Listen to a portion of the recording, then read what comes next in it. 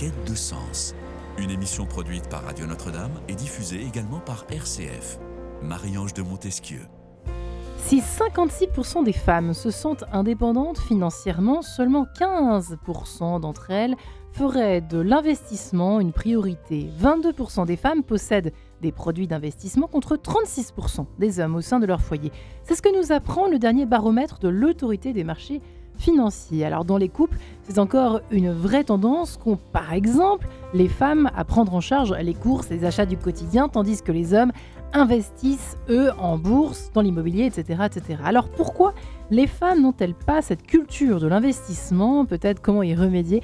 Réponse avec mes trois invités. J'ai la grande joie de recevoir Valérie Lyon. Bonjour Valérie. Bonjour Marie-Ange. Ravie de vous retrouver dans cette émission, vous qui êtes toujours rédactrice en chef du côté de Vive Média.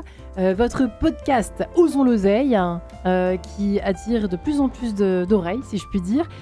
Vous qui avez créé donc ce sous-podcast, Osons investir pour agir, c'est ça ? Osons investir pour agir, où des femmes témoignent de la façon dont elles ont franchi le cap de l'investissement, et elles le racontent vraiment par le menu. Elles nous disent comment elles ont fait, combien d'argent elles ont mis, comment elles ont choisi leur cible d'investissement, etc. pour démystifier justement le passage à l'acte. Et c'est pas du fake news, parce que c'est vrai que sur Instagram, on voit énormément de trucs fleurir, de vidéos, de faux témoignages. Ah non, mais faites comme moi, si vous suivez ce protocole, voilà. Dans une semaine, vous serez à 1000, 2000 cas par semaine. On entend des trucs très bizarres sur les réseaux parfois, mais vous allez nous prouver qu'on peut y arriver à investir quand on est une femme et que ça peut fonctionner, mais en suivant des règles bien strictes, j'imagine. Oui, et on en bien précise en tout cas. Clara Mollet, bonjour. Bonjour Marie. Ravie de vous recevoir. Alors vous avez été trader pendant des années. Oui. Une vraie trader. Une vraie de vraie. On dit pas tradeuse d'ailleurs, tellement il y a d'hommes quoi. C'est-à-dire que c'est anglais, donc on le garde trader. Mais bon, on pourrait dire tradeuse, oui. Ouais, ça ferait classe, tradeuse. Ouais, pas mal. Tradeuse Clara, ancienne trader devenue avocate de l'égalité au travail. Donc ça c'est en France évidemment, vous êtes devenue avocate en France, vous avez quitté le trading. En fait, je suis engagée pour l'égalité. Je suis pas avocate de profession. En fait, c'est advocate qui mettent. Pour être en gros, je suis engagée pour l'égalité au travail, oui, depuis 7 ans maintenant en France. Et vous intervenez à travers votre podcast dont on va parler maintenant, ou à travers quelque chose de plus institutionnel ? À travers mon podcast, à travers mon livre, à travers les nombreuses prises de parole que je peux faire un peu partout, donc dans les entreprises petites et grandes, les associations, les écoles. Donc ça prend plein de formes différentes. Les deux podcasts, on y va. Le premier, les règles du jeu, qu'est-ce que c'est en 2 mots, Clara ? C'est tout ce que j'aurais aimé savoir avant de commencer à travailler. Donc, sur le fait d'être une femme au travail et sur la manière dont on peut naviguer son quotidien au travail. Donc pas forcément au milieu d'hommes, mais en général. En général. C'est ça. Et le deuxième qui nous concerne aujourd'hui, le Starter Pack. Qu'est-ce que c'est que ça ? Le Starter Pack, c'est un petit peu casser toutes les idées préconçues et les freins qu'on peut avoir à l'esprit avant de commencer à investir, ce qui fait peur.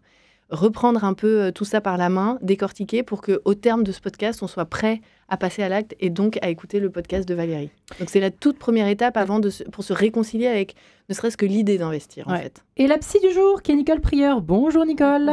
Bonjour Marianne. Merci d'avoir répondu.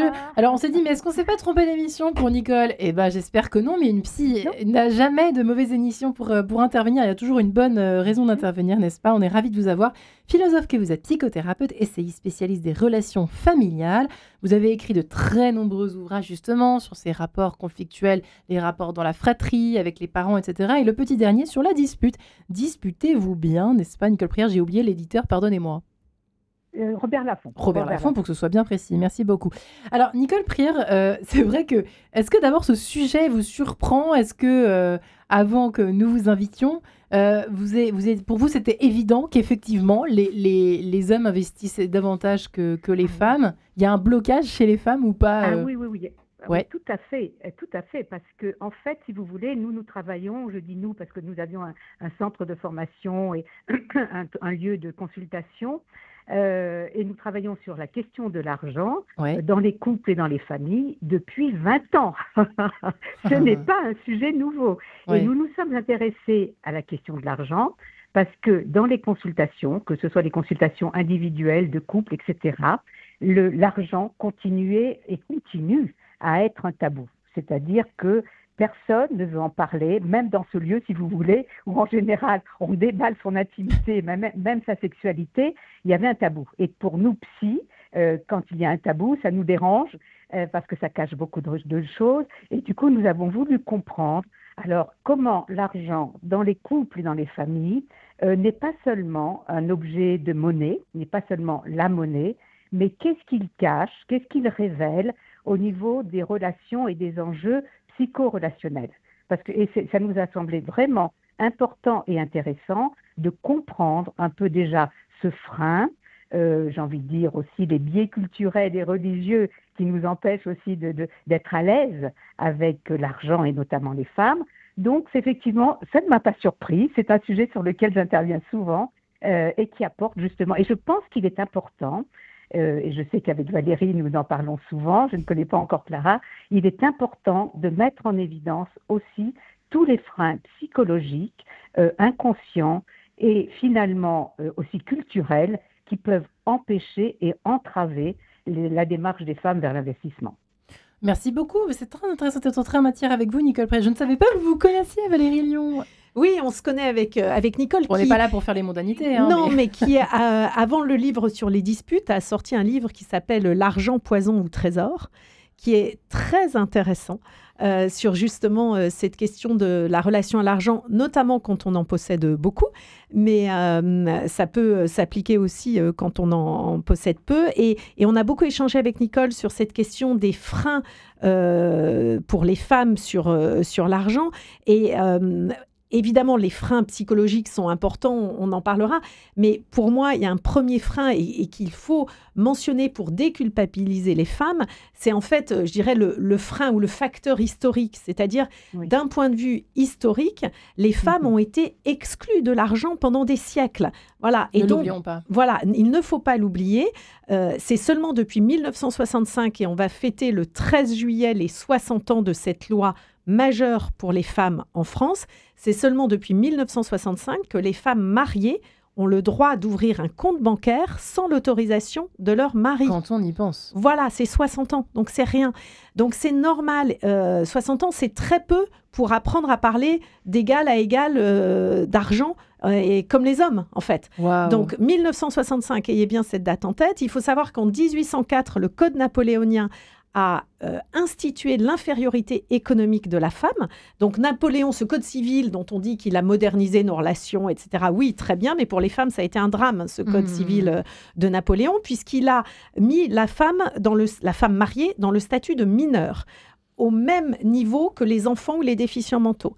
Donc, le mari devait protection à sa femme, à son épouse, mais la femme devait obéissance à son mari. Et elle n'avait pas de capacité juridique, en fait. Elle n'avait pas de capacité civile. Et donc, de 1804 à 1965, les femmes étaient inférieures économiquement aux hommes. Donc c'est normal quand on dit pourquoi les femmes n'ont pas la culture de l'investissement, mais elles ont été exclues officiellement par la loi pendant 1 siècle et demi de l'argent, et bien avant aussi, j'ai envie de dire, par la société, parce que le travail rémunéré des femmes, c'est quelque chose de très récent, qui est arrivé avec la révolution industrielle, puis la guerre de 1914, et c'est seulement en 1907 qu'une loi a permis aux femmes mariées de disposer librement de leur salaire. Wow. Donc on revient de loin et depuis pas si longtemps. Ouais. Alors Clara, c'est intéressant. Nous avons une ancienne jeune trader. Vous étiez la seule, je vous disais avant de commencer l'émission, évidemment la seule femme au milieu de tous ces traders hommes. Ça en dit long. Même c'était donc au Brésil, peu importe, ça aurait pu être en France. Oui, absolument. C'est dingue. Oui, c'est fou. Ça reste des espèces de forteresses comme ça. Qui reste très, disons, endogame, où effectivement il y a très peu de femmes. Vous l'avez vécu comment ? En fait, bien et moins bien. C'est-à-dire que, évidemment, quand je me suis intéressée à ce monde-là et que j'ai décidé d'y rentrer, parce qu'évidemment, c'est pas facile forcément de décrocher un premier job dans ce monde-là. Il y a beaucoup d'appelés, peu d'élus, il y a peu de place, etc. Et donc, c'était vraiment un désir de ma part de rentrer dans ce monde. Donc, je le connaissais un petit peu de l'extérieur, donc je m'attendais quand même à mettre les pieds dans un monde très masculin, compétitif. Ça vous faisait pas peur ? Ça me faisait pas peur. Vous amusez. En revanche, la grande surprise quand même, ça a été de constater à quel point le fait d'être une femme était une variable de l'équation. C'est-à-dire qu'en fait, j'avais anticipé que j'allais mettre les pieds dans un monde masculin, mais je pensais que ça s'arrêtait là, que ça n'aurait pas d'autres conséquences. Et en fait, c'est en commençant à travailler, en m'apercevant effectivement que le regard qu'on pouvait porter sur mon travail, sur ma parole, sur ma présence, quand vous rentrez dans une pièce, que vous êtes un homme ou une femme, c'est pas pareil. Donc cette espèce de différence entre mes collègues masculins qui en plus avaient le même âge, la même expérience, etc. Ça a été une Qu'est-ce qu'il y vraie avait surprise. comme exemple de différence colossale? Par exemple, le fait, en plus là, c'était d'autant plus criant que vous êtes sur des métiers où votre rôle, c'est de gagner de l'argent. Oui, on est d'accord. À la fin de la journée, vous savez si vous avez été bon, pas bon, etc. Donc c'est vraiment extrêmement direct et clair. Et en fait, c'était des mondes aussi où, comme dans n'importe quel travail, il y a des tâches un peu subalternes, il y a des choses un peu moins stratégiques, un peu moins de première ligne, on va dire. Et bien ces tâches-là, naturellement, spontanément, on me les allouait à moi, alors qu'on était 4 juniors sur le desk, par exemple. Et ça, c'est des choses qui se faisaient de manière tout à fait naturelle. Pas une vue de l'esprit, cette affaire. Non, c'est pas une vue de l'esprit. Et donc c'est vraiment cette espèce de 2 poids 2 mesures naturelles, mais qui venait de manière tellement naturelle, il n'y avait pas de volonté. Il n'y avait pas de misogynie affichée, parce que de toute façon, j'avais quand même été recrutée. Ouais. Donc, il n'y avait pas de biais a priori. C'était simplement quelque chose de très diffus, de très culturel, et donc d'autant plus difficile à combattre, parce qu'on ne sait pas très bien où ça se loge. Je n'avais pas en face de moi quelqu'un qui me disait « tu es une fille, donc tu vas être affectée à telle ou telle tâche ». C'était beaucoup plus subtil. Donc, il fallait comprendre un peu, déjouer ces dynamiques-là. Et ce qui m'a aussi surpris en arrivant, c'est de me rendre compte des inhibitions dont moi, j'étais porteuse. Et ça a été peut-être un choc encore plus grand. Waouh. On va en parler, on va décrypter lesquels, parce que ça c'est intéressant, parce que je pense que vous n'êtes pas la seule, peut-être d'autres femmes. Oui, en effet, je pense que peuvent se retrouver. Je pense en effet, je pense que l'arrivée dans le monde du travail, c'est vraiment un choc de réalité pour beaucoup d'entre nous. Je sais que moi, je fais partie de ces petites filles, adolescentes, jeunes femmes, etc., qui ont eu la chance de ne pas être cantonnées à quoi que ce soit parce qu'elles étaient des filles. C'est-à-dire ça n'avait jamais été jusque-là un facteur de quoi que ce soit, de choix. Bravo vos parents, bravo. Ils ont bien bossé. Exactement. Donc j'étais déjà très privilégiée. J'arrive dans le monde du travail, donc que ce soit le choix des études, des sports, de voyager seule ou je sais pas quoi, jusqu'à ce moment-là, ça n'avait jamais été un facteur de quoi que ce soit. Donc moi, j'arrive dans le monde du travail et je sais qu'on est très nombreuses dans ce cas, en me disant que ça allait continuer comme ça. Et en fait, à ce moment-là, effectivement, je me rends compte que, en me comparant, et là, c'est là que mes collègues ont quand même été des révélateurs très importants, en me comparant à l'attitude de mes collègues, je me rends compte que moi, j'ai beaucoup plus de difficultés qu'eux à faire valoir ce que je fais, à prendre la parole, à exprimer mon opinion, à demander ce que je veux, à parler d'argent, alors que c'est quand même un comble dans un monde où on ne fait que ça. Voilà. Et donc ça a été vraiment un choc de réalité encore plus grand, où je me suis rendu compte que moi-même, j'étais porteuse de biais d'inhibition dont je n'avais pas conscience. Et effectivement, ce sont les mêmes biais, bien souvent, que l'on retrouve dans le cas du fait d'investir son argent ou pas. Nicole a beaucoup de choses à dire en réaction, parce que je sens que Nicole ronge son frein. Allez-y, Nicole. Cela a l'air de vous... s'inspirer. Clara, effectivement, a expliqué très clairement, effectivement, et je pense qu'il faut le faire le lien aussi avec ce frein historique, parce que 60 ans d'un nouveau paradigme, parce que c'est ça dont il s'agit, ne peuvent pas balayer comme ça des siècles et des siècles, effectivement, d'un monde où l'argent appartient aux hommes d'une manière exclusive. Le domaine de l'argent est un domaine qui était réservé jusqu'à, encore une fois, 60 ans, la gestion de l'argent aux hommes. Et donc, on voit, et du coup, pour intégrer psychiquement et pour s'autoriser finalement psychiquement à pouvoir s'occuper de l'argent, à pouvoir même le gérer, 60 ans, ce n'est rien. C'est-à-dire que les modèles qui sont encore inconsciemment prégnants et finalement qui nous condamnent encore un peu, ce sont les modèles où c'est l'homme qui va être celui qui est à l'aise avec l'argent, qui sait faire. Et du coup, ce frein finalement historique entraîne un frein, et comme le disait Clara, une forte inhibition. D'abord, il faut s'autoriser à pénétrer dans un monde qui était jusqu'à présent peut-être même pas interdit, mais j'ai envie de dire complètement ignoré des femmes. Et du coup, effectivement, moi, ce que j'avais pu observer, c'est un sentiment de ne pas savoir faire. de ne pas oser faire, d'être un peu perdu, et même quand on a toutes les clés, j'ai envie de dire, objectives, tout le savoir, il y a quelque chose qui est, on va rentrer dans un territoire qui nous était étranger, inconnu, et il va falloir relever 3 fois plus les manches que les hommes. Et c'est vrai qu'il y a un sentiment, il y a quelque chose à oser. Et effectivement, qui n'est pas facile, et de changer finalement. Osons l'oseille sans... Ouais, effectivement. Alors, ça vous ennuie pas, mesdames? Excusez-moi, c'est pas très propre ce que je suis en train de faire, comme on dit dans notre jargon. Femmes de la terre. Et juste après, nous retrouverons nos 3 femmes bien les pieds sur terre, la tête un peu dans les étoiles quand même. Avec vous, Valérie Lyon, Clara Mollet et Nicole Prieur. Valérie Lyon répondra de son côté avec son expérience. Femme de la terre, Rebecca Jean. À tout de suite, mesdames.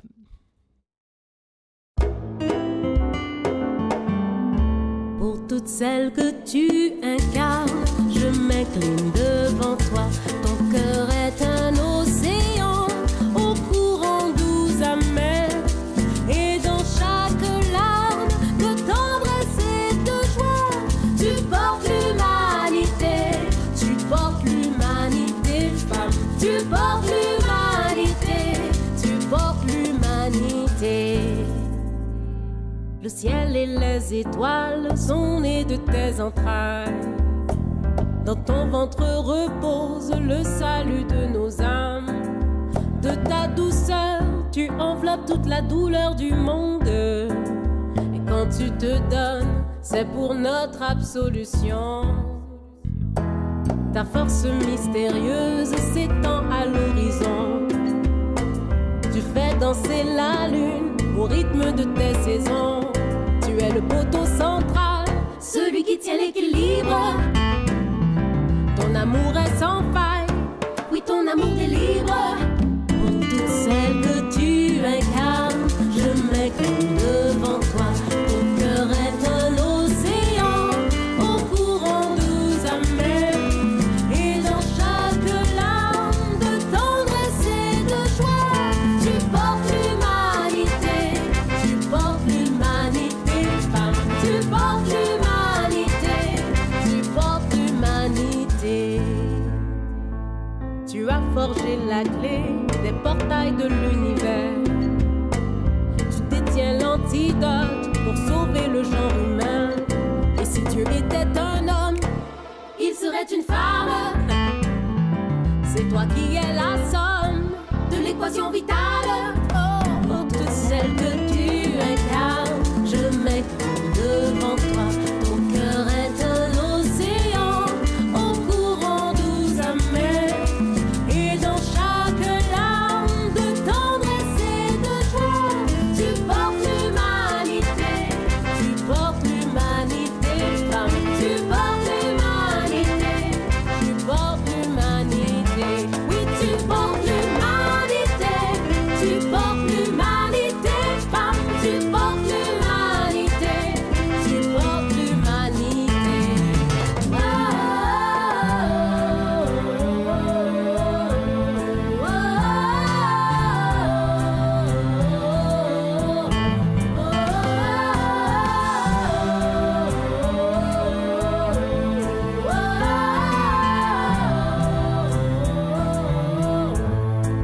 Femme de la terre, femme, tu portes la lumière, femme, femme de la terre, femme, reçois l'amour que tu sèmes, femme de la terre, femme, tu portes la lumière, femme, oh femme de la terre, femme, reçois l'amour que tu sèmes, femme de la terre, femme, tu portes la lumière, femme de la terre, reçois l'amour que tu sèmes.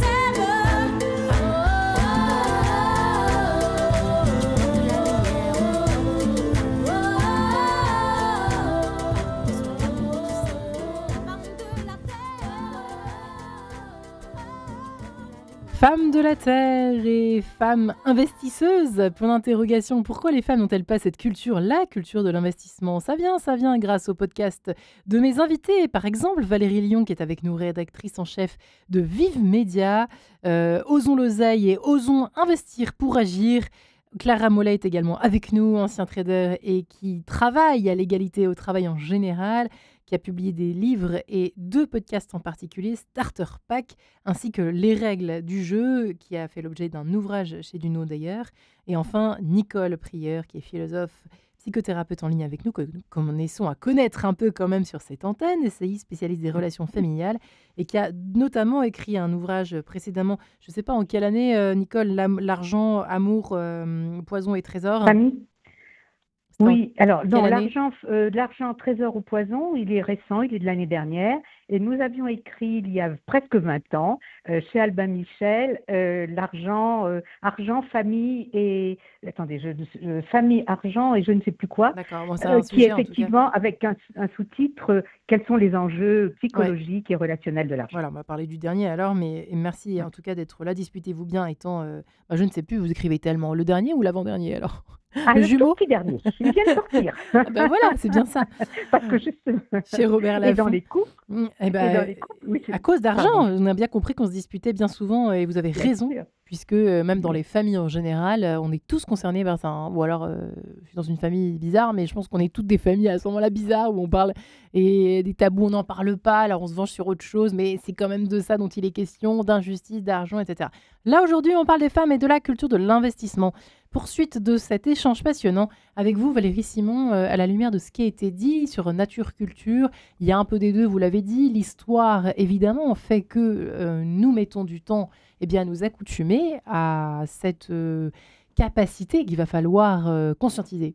En fait, on met du temps pour s'approprier cet univers, mais j'aimerais quand même souligner que si les femmes ont été exclues de l'argent dans le domaine public, c'était les femmes qui géraient l'argent dans l'univers domestique. Exactement. Et donc, cette question d'oser, derrière, il y a un enjeu de légitimité. Les femmes ne se sentent pas légitimes. Or, elles sont totalement légitimes parce que les femmes ont toujours géré le budget de la famille et elles le géraient bien et elles l'ont toujours bien géré. Donc, en fait, on est vraiment sur une question de légitimité. D'ailleurs, les enquêtes le montrent. Les femmes se sentent moins légitimes. Elles pensent qu'elles ont moins de connaissances que les hommes. Et en fait, c'est faux. Et vous avez cité, Marie-Ange, tout au début, ce baromètre de l'AMF qui est très intéressant et qui, il y a quelques années, 2 ans, je crois, était allé creuser un petit peu plus loin cette question de la légitimité et de la connaissance en posant des questions précises aux femmes et aux hommes, aux 3 questions, une sur les taux d'intérêt, une autre, je ne sais plus exactement sur quoi. Et en fait, les réponses, les bonnes réponses, le niveau de bonnes réponses, il était quasi équivalent entre les hommes et les femmes. C'est-à-dire qu'en fait, les femmes elles n'ont pas un problème de connaissance et elles savent aller chercher les connaissances et on le voit, nous, depuis quelques années, elles savent aller chercher maintenant l'information où elle est. Elles ont un problème de légitimité, mais qui ne vient pas d'elle, qui leur est renvoyé par le système. Parce que, et je pense que Clara, là-dessus, aura probablement des choses intéressantes à nous dire, mais le système, notamment financier, ne s'adresse pas aux femmes. Il ne parle pas aux femmes. Ça veut dire quoi, ça ça veut dire qu'il ne voit pas les femmes comme des investisseuses. Donc, pour vous considérer comme investisseuse, il faut aussi qu'on vous regarde comme une investisseuse. Une culture de l'investissement. Il faudrait faire quoi? Il faut la développer. Eh bien, il faut ne pas... typiquement, quand il y a un compte commun, dans un couple, on parlait de couple et d'argent, quand il y a un compte commun, quand il y a un rendez-vous chez le banquier, c'est bien que le banquier s'interroge si c'est toujours monsieur qui vient et que madame n'est jamais là. D'accord, ça va jusque-là aujourd'hui. Parce que madame peut aussi avoir son mot à dire et être partie prenante, surtout si c'est un conjoint, sur les questions d'investissement. Nous, le baromètre qu'on fait chaque année sur les femmes et l'argent chez Vive Média, avec l'Institut Via Voice, l'édition 2025, montre encore que les hommes s'occupent davantage des placements financiers, de l'investissement dans l'immobilier, quand les femmes gèrent davantage les dépenses du quotidien. Voilà, ça renvoie... Ça, c'est ce que je disais Voilà, et nous, notre baromètre le redémontre chaque année. Et donc, il y a un enjeu qui est aussi, dans le monde, dans le système financier, de considérer les femmes à l'égal des hommes comme pouvant prendre part à ces décisions et étant légitimes pour prendre part à ces décisions de placement financier et même au-delà de l'épargne, parce qu'il y a un autre enjeu qui est de passer de l'épargne à l'investissement. On en parlera peut-être tout à l'heure. Et oui, Clara. En effet, c'est pas la même chose. D'ailleurs, dans ce fameux sondage d'études de l'AMF, je pensais pas qu'on allait autant en parler, mais c'est vrai que c'est un vivier d'informations. Les femmes sont à peu près à égalité dans la façon d'épargner. Je crois que c'est 1% d'écart. Enfin, il n'y a rien. Voilà. Elles sont à peu près à égalité avec les hommes concernant le fait de mettre de côté. Donc, l'épargne en règle générale. Mais alors, investir, il n'y a plus personne. Oui. Et en fait, ce que décrit Valérie, en fait, ça crée un double problème. D'abord pour la société, puisque en fait, investir, c'est tout simplement mettre son argent dans les projets qui nous parlent, qui nous ressemblent, qui nous intéressent. C'est vrai. Donc, il y a une histoire quand même de façonner le monde via son argent. Donc, en fait, on retrouve cette espèce de tension entre espace public et espace privé. L'épargne, c'est de l'espace privé. L'investissement, c'est de l'espace public. C'est gagner sa place via son argent dans l'espace public parce qu'on décide d'allouer son argent à tel produit financier, à tel projet, etc., etc. Donc, il y a aussi un enjeu de qui façonne le monde, selon quels critères les décisions d'investissement sont prises, etc. Et le deuxième problème, c'est au niveau des femmes elles-mêmes, parce qu'en fait, en n'investissant pas et en faisant qu'épargner, elles se privent de sources de revenus complémentaires. Et là, il y a quand même quelque chose d'assez dangereux. Et d'ailleurs, on commence à le voir aussi avec le vieillissement de la population active, etc. Où en fait, il y a une illusion de liberté parce que les femmes travaillent. L'écrasante majorité des femmes, aujourd'hui en France, travaillent. Donc, elles gagnent leur vie. On pourrait parler évidemment des inégalités salariales, du fait que les femmes travaillent plus dans les professions qui rémunèrent moins, etc. Mais quand même, les femmes travaillent, elles gagnent leur vie. Donc, il y a une illusion de liberté. Mais en fait, il y a une confusion entre l'autonomie financière, c'est-à-dire le fait de toucher un salaire, de pouvoir s'offrir des choses, payer sa vie quotidienne, etc., un loyer ou autre avec son argent, et la vraie liberté financière, parce qu'en fait, beaucoup de femmes, en ne reposant sur une seule source de salaire, vivent en fait dans une précarité qui ne se voit pas. Parce qu'en fait, il suffit ensuite d'un choc de la vie, une séparation avec son conjoint par exemple, une maladie, enfin voilà, un accident de la vie pour que la précarité qui était là se révèle, que le niveau de vie chute. Et en fait, il n'y a pas eu toute cette anticipation. Et en fait, c'est vraiment se priver de ressources de revenus complémentaires qui permet d'accéder à la vraie liberté. Et quand je dis liberté, c'est la liberté de éventuellement quitter une relation qui ne nous convient plus, quitter un travail sans avoir de plan B immédiatement derrière. C'est la liberté de se former à autre chose, c'est la liberté de faire un voyage. C'est la liberté une entreprise, créer une entreprise, etc. Exactement. Et en fait, là, il y a quelque chose d'un petit peu qui se voit pas à l'œil nu, je dirais, parce que effectivement, les femmes travaillent, elles existent officiellement dans l'espace public professionnel. Mais la santé financière des femmes est beaucoup plus fragile qu'on ne pense, et ça se voit d'ailleurs à la retraite, où il y a beaucoup plus de femmes pauvres que d'hommes pauvres, etc. etc. L'écart au moment de la retraite, l'écart moyen, il est de près de 40% des pensions de retraite entre les femmes et les hommes. Mais j'adore ce que vient de dire Clara, parce que nous, on dit toujours chez Vive Média, ce n'est pas parce qu'une femme travaille qu'elle est indépendante financièrement. Tout dépend combien elle gagne, comment elle dépense son argent, et est-ce qu'elle est capable de se constituer un patrimoine. Et on sait que se constituer un patrimoine, ça passe par l'investissement. L'épargne, c'est de la précaution, c'est faire face aux aléas, comme le dit Clara, mais se constituer un patrimoine, c'est de l'investissement. Et Clara en parlerait mieux que moi, parce que c'est une professionnelle, c'est de la régularité, c'est de la durée et c'est de la diversification. Et c'est ça qu'il faut apprendre à faire. Et c'est pas si compliqué. Et d'ailleurs, les études montrent que quand les femmes investissent, elles sont généralement de meilleures investisseuses que les hommes. Comment ça se fait ça? Elles ont de meilleures performances parce qu'en fait, elles investissent avec une vision long terme, les femmes. Les hommes ont plutôt des comportements de parieurs. Et donc, oui, ils réagissent. Enfin, c'est les études là qui ont montré ça. Ils réagissent. Par exemple, la bourse, ça monte, ça descend. Ils vont acheter, ils vont vendre, etc. Mais plus vous faites de mouvements, plus vous risquez de perdre de l'argent en fait. Alors que si la démonstration, elle est que par exemple, en bourse, vous êtes gagnant sur le long terme et en étant constant.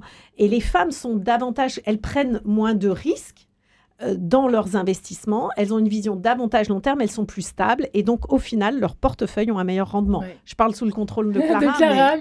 Non, mais absolument, les chiffres, en fait, les femmes sont d'excellentes investisseuses. Enfin, ça, il n'y a vraiment aucun doute. Et effectivement, ce qui était intéressant dans ce que vous disiez aussi au début sur ce qui peut être disponible sur les réseaux sociaux, de Faites comme moi, etc. En fait, ce qui est très important de comprendre, c'est qu'il n'y a pas de profil type d'investissement qui marche. C'est vraiment du sur-mesure. Hein. Ouais. Ah oui, vraiment, en fonction déjà de sa situation à l'instant T. Ça peut faire rêver. Alors moi, ça me fait rêver. Le soir, quand je regarde ça à 22h42, je suis là, ouf. Mais en fait, on Sur connaît mon pas. canapé, et pourquoi pas moi? On connaît pas la situation avant de commencer à investir de ces gens-là. Si ça se trouve, ils ont un patrimoine Fais déjà comme moi. colossal. Voilà. En fait, Oui, déjà, on sait pas. C'est ça, On c'est connaît frustrant pas. en même temps, parce qu'on sait pas, ça se trouve c'est vrai, mais on sait pas. Donc, Mais ça se trouve, c'est vrai, mais ça se trouve, on connaît pas le niveau de risque qu'ils ont pris. On sait pas Ça. quel risque, en fait, ça représente vraiment à l'échelle de tout leur patrimoine. Si ça se trouve, pour vous et moi, c'est un risque colossal. Pour eux, beaucoup moins parce qu'ils ont un patrimoine plus Eh ben, important. Clara, vous savez quoi? On va poser la question de la prise de risque à Nicole Prieur. Est-ce qu'il y a un problème avec le risque chez les femmes? Oui ou non, Nicole? Bien sûr.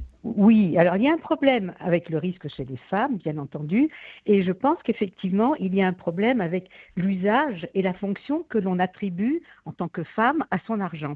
Et l'argent, justement, Valérie le rappelait, l'argent a été longtemps tenu par les femmes au niveau des achats de la maison, du care, du Ouais. prendre soin de la famille. Et je crois qu'on n'est pas encore sorti beaucoup de cette fonction finalement très stéréotypée, très traditionnelle du care. On Ouais. sait, puisque maintenant on parle de l'économie des pots de yaourt, et c'est vrai que l'usage de l'argent chez les femmes reste encore très imprégné par cette fonction traditionnelle du care. Et Ouais. justement, si on imagine que notre argent peut fournir encore plus, peut être capitalisé, peut fournir encore plus d'argent, peut nous enrichir, là, on retombe sur un autre stéréotype et un autre, finalement, tabou. Comment une femme peut s'autoriser à oser même penser qu'elle peut devenir riche. C'est un C'est-à-dire péché. que... comment ? C'est presque un péché.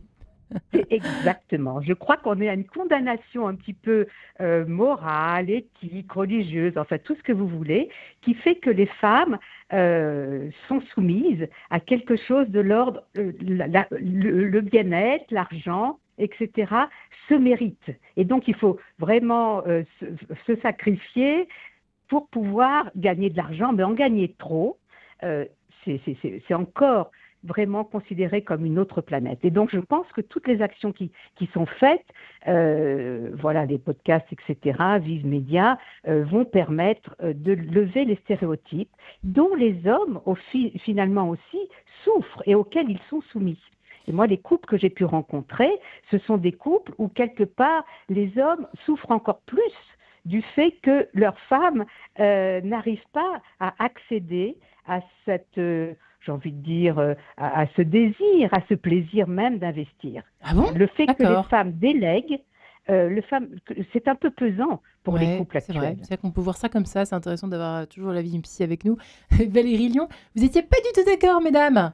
Pas du tout sur Pas la du question tout d'accord, du les filles, risque. sur le Alors, risque. Ah, ok. c'est Moi, vrai moi, que- j'ai un mauvais rapport au risque, par exemple. Non, vous mais voyez. on entend beaucoup, les femmes sont averses au risque. Moi, je dis attention, parce qu'à force, ça devient une prophétie Ah, autoréalisatrice. d'accord. Ok. Les femmes ne sont pas averses au risque. J'ai coutume de dire, elles ont une conscience plus aiguë du risque. Et c'est d'ailleurs ce qui fait d'elles de meilleures investisseuses, parce qu'elles ont une conscience plus aiguë du risque. Et pourquoi elles ont une conscience plus aiguë du risque? Revenons au début de l'histoire. Parce qu'elles ont moins d'argent que les hommes. Investir, c'est mettre en risque de l'argent dont on n'a pas besoin, parce que on peut perdre en capital. Il faut quand même le rappeler que l'investissement, c'est pas de l'épargne. C'est-à-dire il y a un risque de perte en capital. Vous pouvez ne pas retrouver l'argent que vous avez investi. Donc, la première règle, c'est qu'on investit que l'argent dont on n'a pas besoin. Au quotidien. Voilà, Ouais. exactement. Donc, elles ont déjà moins d'argent, les femmes. C'est pour ça qu'elles sont d'abord dans l'épargne et moins dans l'investissement. C'est parce qu'elles ont moins d'argent. Donc, la logique, c'est d'abord on épargne et ensuite on investit si on peut se permettre de prendre de l'argent. Et donc, elles ont une conscience plus aiguë du risque. Donc, pour moi, elles ne sont pas averses au risque. Et je pense qu'il faut faire très attention parce qu'à force de le répéter, les femmes vont croire qu'elles sont averses Ouais, au c'est risque. Et ce n'est pas vrai. En fait, c'est une autre définition du risque. À l'intention, alerte musique cette fois. Ne prenons pas de risque avec notre réalisateur Guillaume Nogueret ici présent, sinon il va se fâcher. J'en ai pas du tout envie en ce vendredi. Rock'n'Roll Woman, si vous le permettez. Buffalo Springfield sur Radio Notre-Dame. RCF, à tout de suite.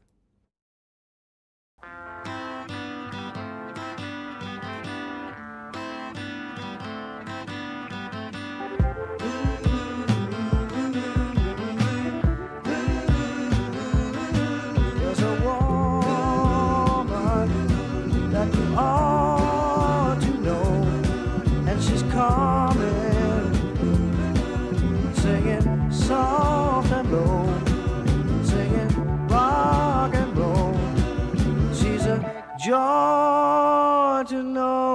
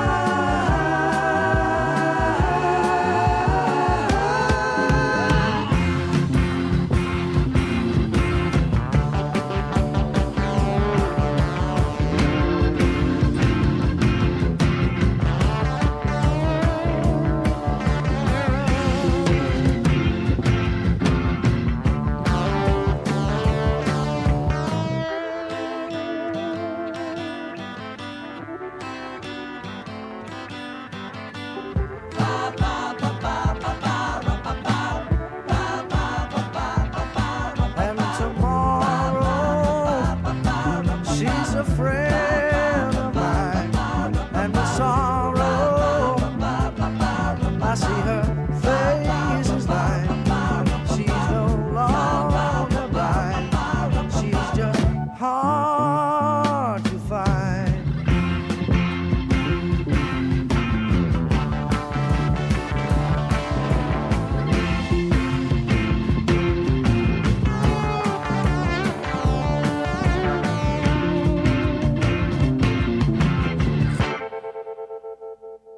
Et boum de retour. Attention, le boom financier chez les femmes. Pourquoi les femmes n'ont-elles pas la culture de l'investissement ? Eh bien, attention, à la fin de cette émission, les traders du monde entier ne vont pas comprendre ce qui leur arrive, ainsi que tout le patrimoine immobilier qui va se retrouver tout chamboulé. Je plaisante évidemment, mais j'espère que non.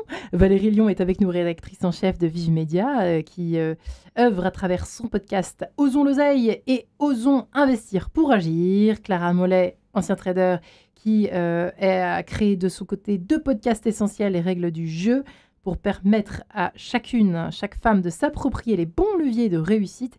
Et puis le Starter Pack qui permet aux femmes, qui encourage les femmes à investir tout simplement leur argent et conquérir leur liberté financière. Ça fait évidemment rêver, mais c'est possible. Nicole Prière, enfin, philosophe, psychothérapeute, qui a publié quelques ouvrages en lien avec la famille, les liens intrafamiliaux.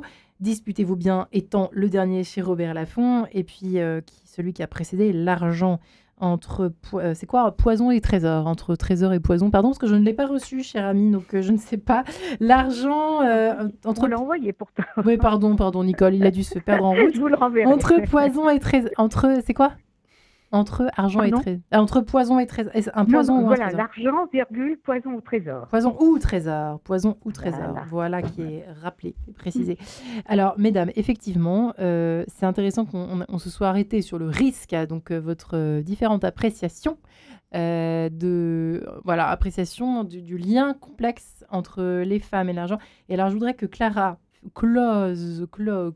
qu'elle achève un petit peu cet échange sur ce thème particulier du risque, puisqu'elle va encore plus loin. Elle nous dit, Clara, vous allez lire vous-même, et que ça remet également sur la table d'opération, si je puis dire, la posture de la femme, non seulement dans l'investissement général, mais dans l'entreprise.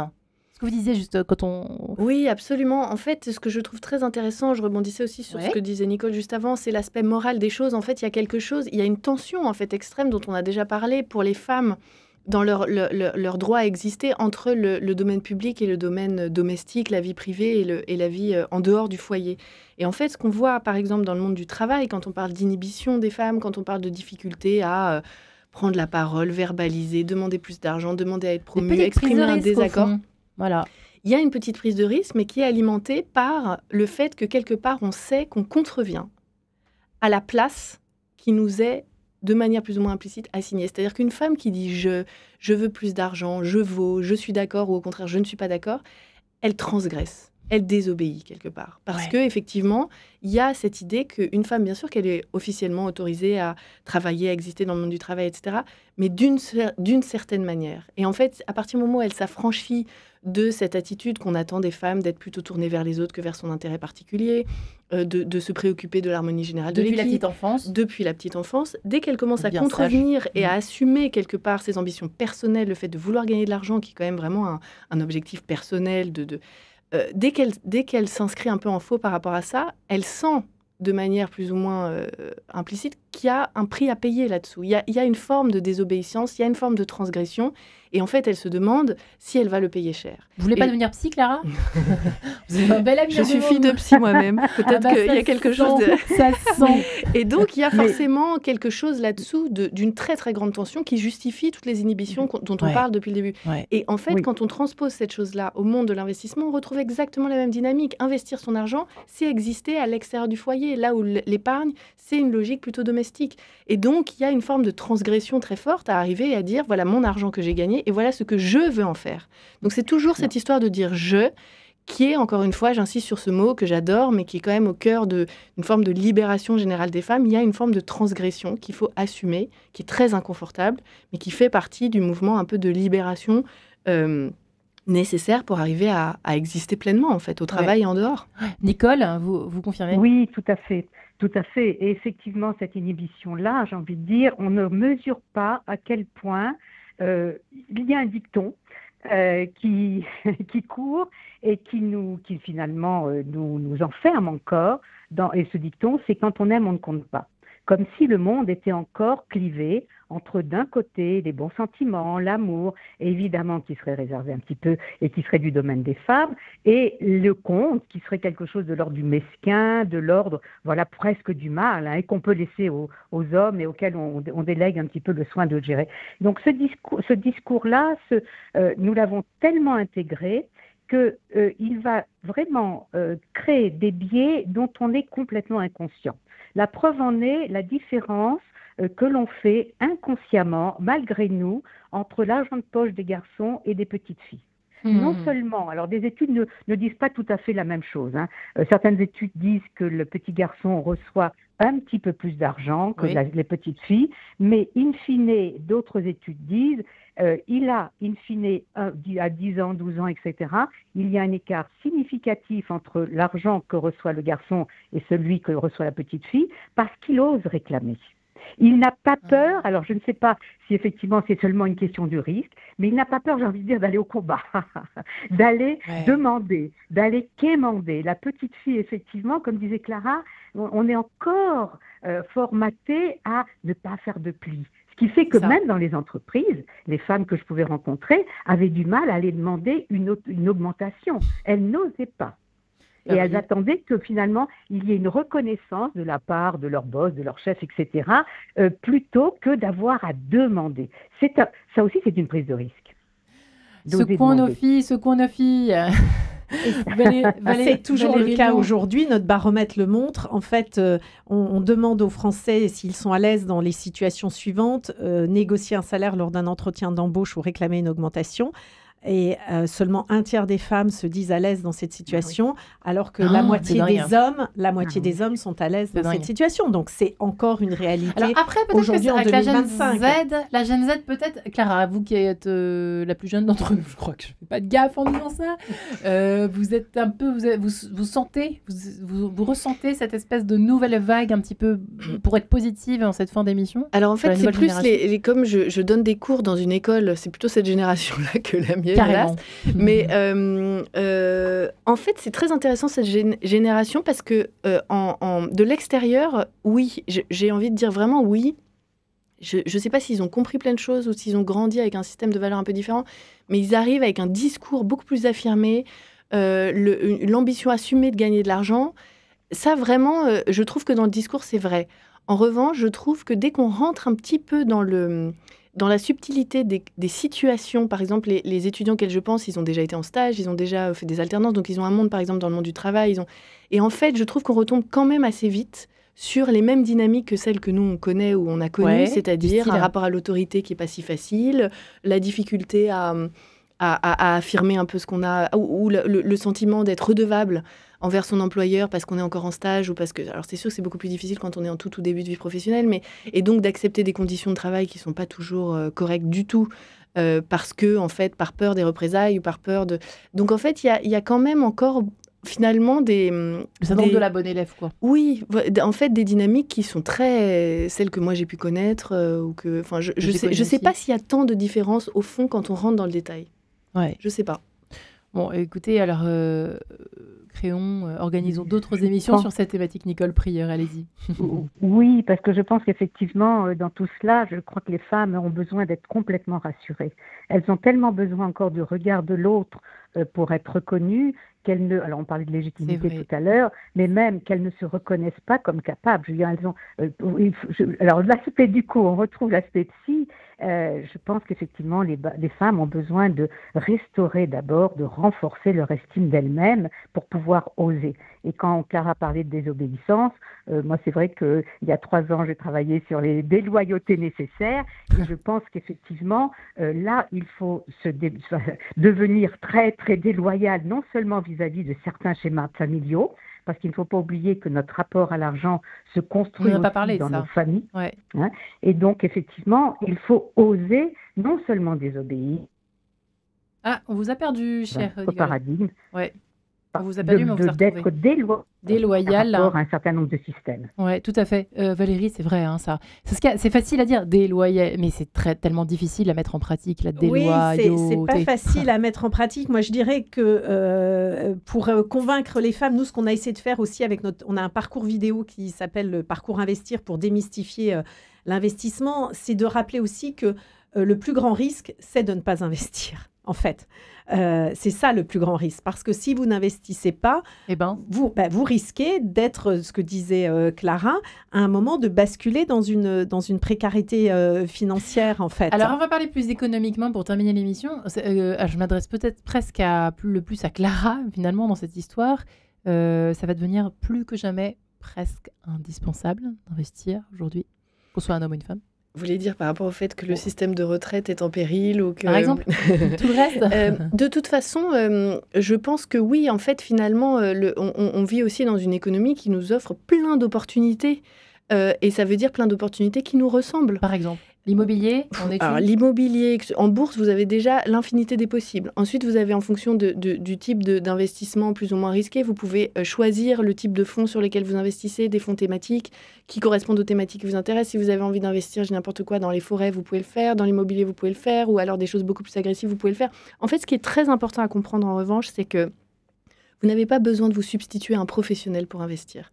Ça, je trouve que c'est un frein que beaucoup de gens et de femmes en particulier ont, c'est de se dire « Ouh là là là là, mais attendez, moi avant d'investir, j'ai très envie d'investir, mais je ne sais pas comment on fait.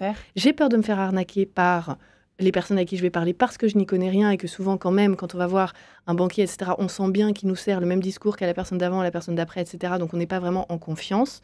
Surtout qu'en plus, comme on l'a quand même abordé, c'est un sujet tellement intime, l'argent. C'est très, très compliqué de parler argent. Donc, c'est difficile de s'ouvrir à quelqu'un dont on sent qu'il n'est pas du tout là pour nous, plus que pour quelqu'un d'autre. Donc, c'est vrai qu'en fait, trouver le bon professionnel d'investissement dont c'est le métier, on n'a pas besoin de devenir un professionnel de l'investissement pour investir. On n'a pas besoin de tout comprendre, on n'a pas besoin de soulever le capot et de savoir démonter la voiture pièce par pièce. Pour des actions, c'est quand même... En fait, ce qui compte, si vous avez le bon interlocuteur financier face à vous, la personne va procéder ainsi. Elle va faire une photographie de votre situation financière aujourd'hui. Donc, elle va vous dire, voilà, vous gagnez tant. Le banquier, par exemple, voilà. Ou un gestionnaire de... Enfin, voilà.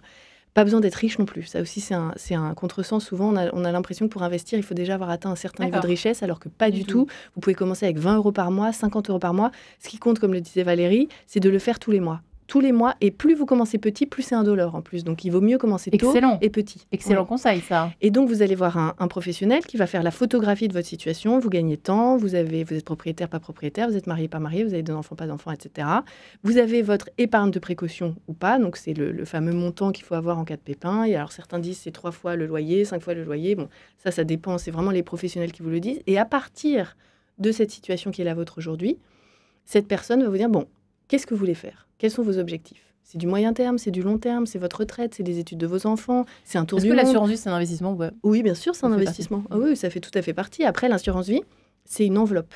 À l'intérieur, vous mettez ce que vous voulez. C'est pas, en fait, votre assurance vie sera pas forcément la même que la mienne. C'est vraiment du sur-mesure, l'assurance vie. C'est pour ça que c'est un produit vraiment très intéressant. Mais c'est une enveloppe fiscale. La seul point commun entre toutes les assurances vie, c'est le régime fiscal, qui est très favorable, etc., qui peut être utilisé pour ensuite transmettre de l'argent à ses enfants, par exemple. Enfin.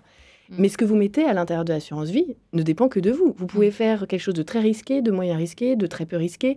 Et en fait, le niveau de risque, il s'ajuste. Et c'est le professionnel qui le fait. C'est pas à vous de le faire toute seule. En fonction de vos objectifs et en fonction de votre profil de risque. Il y a des gens, et on revient sur cette notion, en fait, si vous investissez sur 25 ans, 30 ans, ça leur fait pas du tout peur de prendre du risque. En revanche, si vous savez qu'à horizon 5-8 ans, vous allez avoir besoin de l'argent, peut-être il faut le baisser un peu, comme ça vous êtes vous êtes plus sûr de le récupérer. Et tout ça, c'est des... non, mais donc tout ça, c'est des paramètres que vous ajustez, mais avec un professionnel. Vous n'êtes pas seul dans la démarche. Et surtout, le but du jeu, c'est une fois que vous avez ajusté tous les paramètres avec votre partenaire financier, vous n'y pensez plus. C'est des virements automatiques qui sortent tous les mois. Le meilleur des mondes, c'est ça. C'est le bon investissement, c'est celui auquel vous n'avez pas besoin de penser parce que vous ne vous préoccupez pas en train de vous dire « Oh là là, si la bourse se crache, toute ma vie financière est par terre. » Au contraire, en fait. C'est quelque chose qui doit être vraiment très...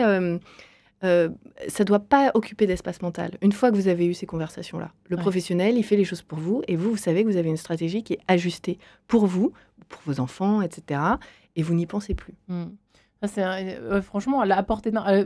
Dit par Clara, traduit par Clara, franchement, ça peut que donner du résultat. Valérie Lyon, on est d'accord? Complètement. Et des bons résultats. En fait, il faut trouver le bon professionnel. Ouais. Comme on cherche un bon médecin, on cherche un bon conseiller pour ses finances personnelles, que ce soit parce que son banquier, quand on s'entend bien avec lui, tant mieux. On en parle autour de soi. On en parle avec ses amis, on demande, on met le sujet de l'argent sur la table, on dit et toi tu fais comment? Voilà. Ce week-end, voilà, exactement. Parlez-en avec dans votre prochain dîner de copines autour du barbecue. Qui est-ce qui te conseille? Est-ce que tu as quelqu'un à me recommander, etc. Et il faut qu'il y ait une relation de confiance qui s'installe.